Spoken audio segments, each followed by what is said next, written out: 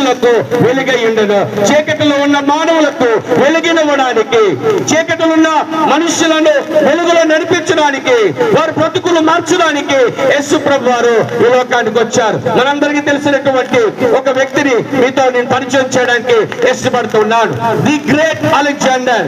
ఆయన గొప్ప అలెగ్జాండర్ గా పేరుగాంచిన వాడు. 20 సంవత్సరముల వయసులోనే రాజుగా ఎన్నిక చేయబడ్డాడు.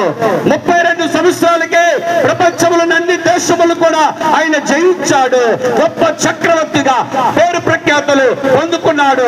తన బలముతో, తన ధనముతో, తన జ్ఞానముతో, తన ధైర్యముతో ఎన్నో ఎన్నో మహారాజులను, రాజ్యాలను మట్టి కనిపించి మట్టిలో కలిపి వారి యొక్క ఆస్థానాలను స్వాధీనము చేసుకున్నటువంటి వ్యక్తి.